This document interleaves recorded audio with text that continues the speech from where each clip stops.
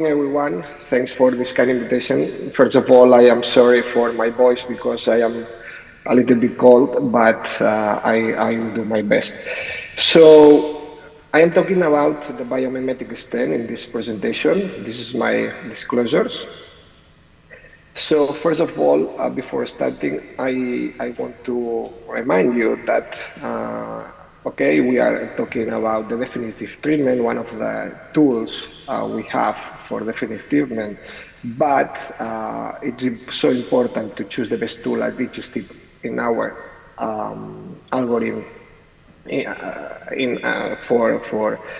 optimize endovascular therapy results. So this is important, in particular in this topic, because the vessel preparation is mandatory when we use mimetic stents. So having said that, and moving forward to the topic, as you know, the FEMPOP segment is a very complex segment because many forces appear at the same time, especially in the popliteal area when we bend the knee, as all of us we are. And we can have these issues, especially depending on the stent we use or we place in that area. The stents can break, causing restenosis, as you probably know. This is a clear example. This bare metal stent was placed in the popliteal area and was broke at three levels that match perfectly well at the three flexion points. So it's important to understand what stent we place in the FEMPOP area. So for all this, and considering the chronic nature of PAD in this area, it seems rational adopt leave nothing behind, especially because the evidence support use they use in complex and simple lesions. But if you read the fine print, you realize that in the real world studies, in the real world trials, the bailout stenting rate is up to 40%. So the DCB use only strategy is less feasible when the lesion complexity is higher. Here I want to point out that if you think of these trials, you realize that the tool for vessel prep in these trials is just POVA. So here arises me a question. So could we improve these results and reduce the bailout stenting rate if we use other tools for vessel prep instead of POVA? For me, the answer is clear, and of course, is yes. But it's true that from a practical point of view, we need to have to combine DCBs and stenting in the same algorithm. So this is my algorithm, just to show you. I follow an endo first strategy first, as long as I don't jeopardize the open surgery or possible future open surgery. The vessel preparation is crucial for me because depending on the results, I follow a leave nothing behind strategy, or I use different stent, depending on what stent, depending on the location of the lesion and the features of the lesion. What, to be honest, I don't use bare metal stent, or I use them very few times. To be honest, less and less. Maybe sometimes use SFA as a bailout after DCB, but in this case, maybe I launch a provocative statement or question because more and more I use when I need bailout stenting after DCB, I use drug-eluting stent as well. So we are evaluating that. We are conducting a trial comparing DCB plus bare metal stent or plus drug-eluting stent as a bailout. So I don't know the answer yet, but maybe it's a question to debate. What about covered stents? I use when I face thrombus, aneurysm, fistula. For instance, in the first live case we show in this conference, we use a thrombectomy mechanical device and then We place a Biovan in a middle part of the SFA. When we deal with some long lesions, or we use a paper and crack technique. And when we use drug-eluting stents in SFA, not in popliteal or in aggressive subintimal recanalization. Why I said that? I don't know if you still have some concerns about the parietal cell. I think the mortality signal is over, as Mariano and Marta mentioned before. But it's true that parietal cell is a toxic drug and might result in aneurysmal degeneration, especially when subintimal recanalization has been performed. And this aneurysmal degeneration may lead long-term safety issues. Let me show you this clinical case performed many years ago. This is a chronic total occlusion of FEMPOP segment. We recanalize subintimally, and we use DCB to treat the segment, except the first part and the final part where we place bare metal stent to fix the flow limiting dissections. 2 years follow-up, the patient was completely asymptomatic with pedal pulse, but in the ultrasound control, we detected this aneurysmal degeneration. The stenting was swimming in the artery. As you can see, the degeneration of the artery.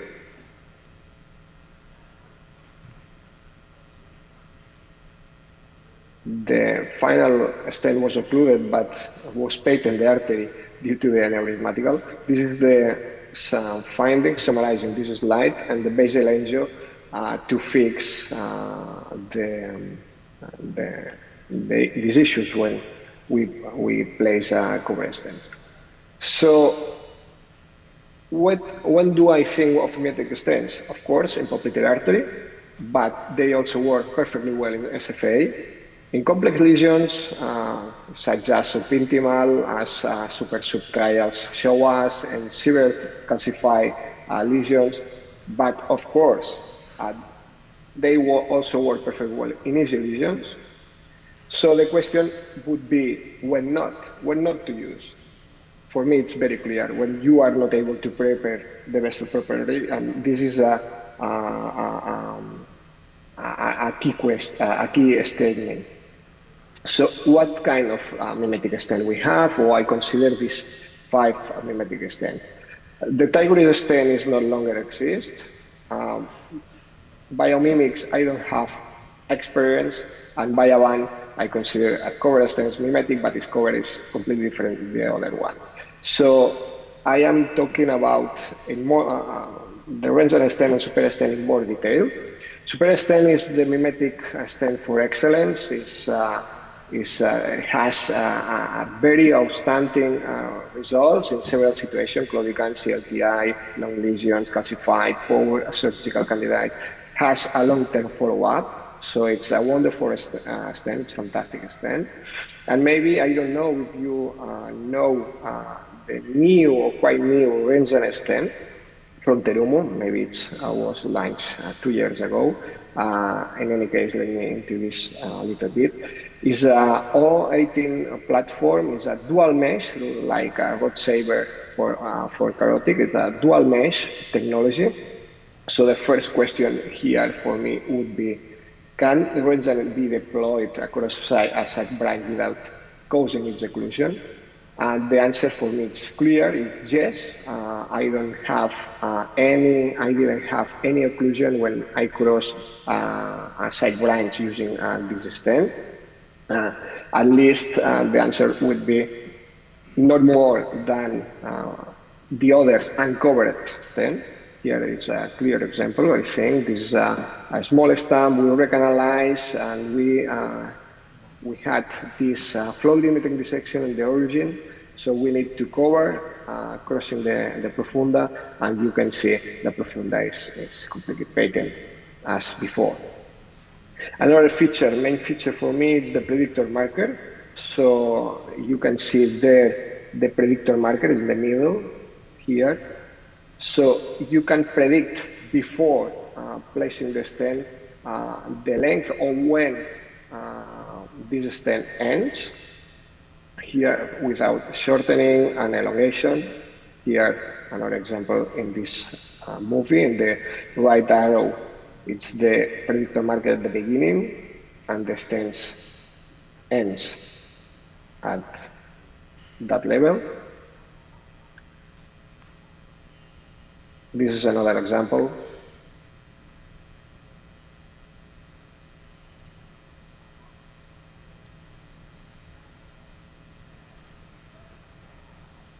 So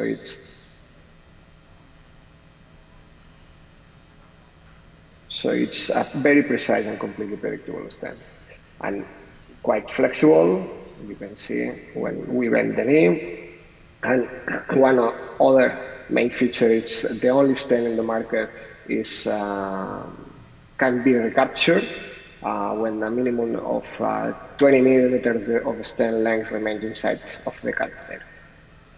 So this is a clear difference between mimetic stents, these two mimetic stents and the other stents.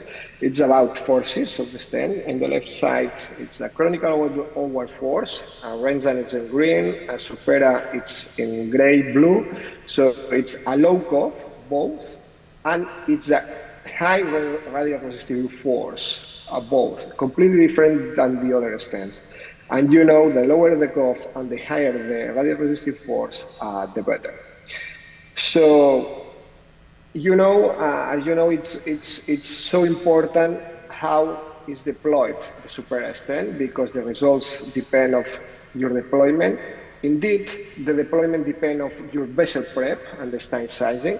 And here the results when the stent is deployed nominal or compressed or elongated.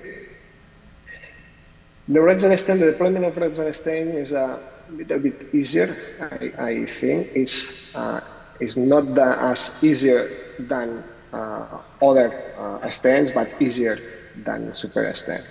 And this is the high resistive force of this Rensan stent. You can realize how calcium doesn't compress, doesn't collapse the stent. So to achieve these results using Supera stent or using Rensan stent, it's mandatory to achieve to do a very good vessel preparation. So let me show you my vessel prep for mimetic stents. I use a non-compliant balloons, at least 1-to-1 sizing, slow and prolonged inflations, at least 3 minutes. Progressive and multiple dilatations if needed to avoid residual stenosis or notches in the balloon. If you have some notch in the balloon, it means that some residual stenosis is there, and checking in tube projections. So as a conclusion, choosing the best tool at each step of your algorithm is essential to optimize endovascular therapy results in any territory. The more complex the lesion, the less likely it's to follow a lithium behind a strategy. Paclitaxel might result in allo or aneurysmal generation, especially when aggressive subintimal reanimation has been performed. Mimetic stents works very well in all of the scenarios. Just prepare the vessel properly, choose the right size, and perform an adequate deployment. And a key point, I think, don't use mimetic stents if you don't achieve a good vessel preparation. Thank you very much for your attention.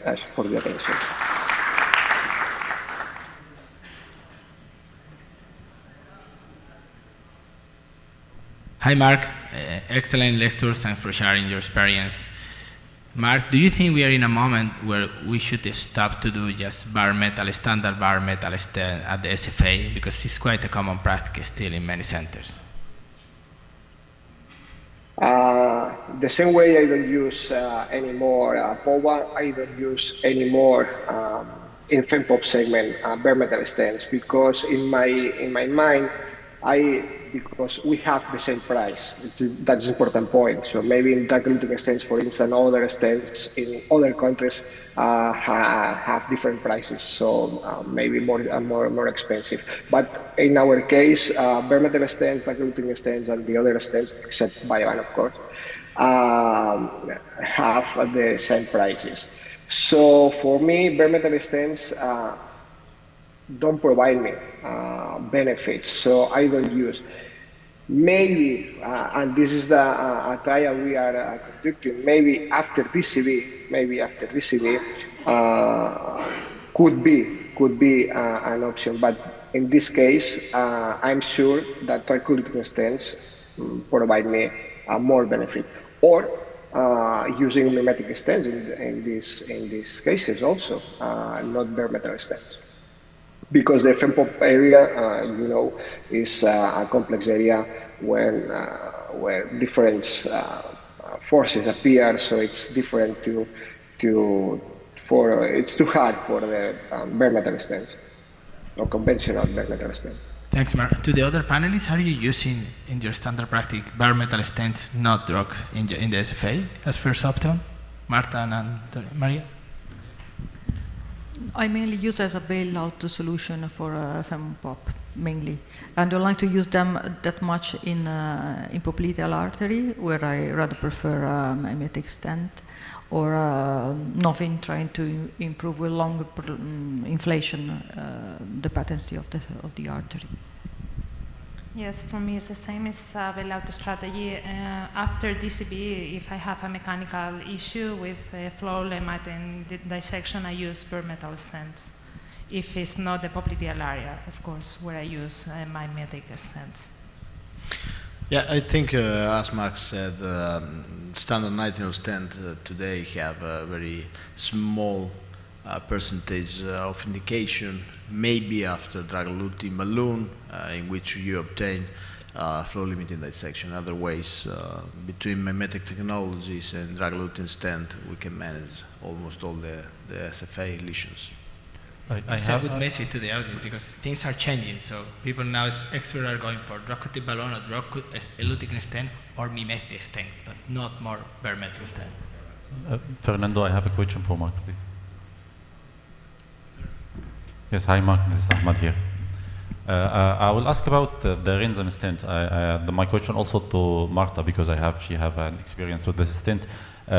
We talked last week in San Diego about the difference between the Rinsen stent and the Supera, and you mentioned that the main advantage in your point is the predictor, that you can easily deploy more than the experience needed for Supera stent.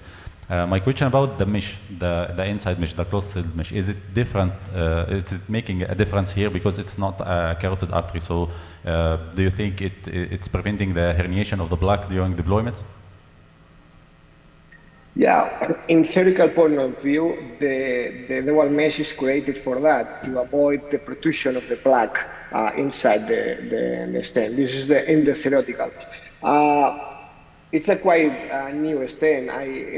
From the theoretical point of view, it's a great stent because it's a good fat stent, but it's a quite newer stent. So we need data. So we have a lot of data. The Supera stent is a fantastic stent for me. It's great, and I don't know the results. In my daily practice, 15, 20 stents it's good, but just 20 patients. So we need a lot of more data to state if Rinsen stent it's a good stent in terms of results, in terms of patency. In terms of the theoretical point of view, it's of course it's a good stent, but we need to demonstrate in the daily practice. The dual mesh, it's a good thing to avoid the protrusion of the plaque, but I don't know if this theory is translated to practice.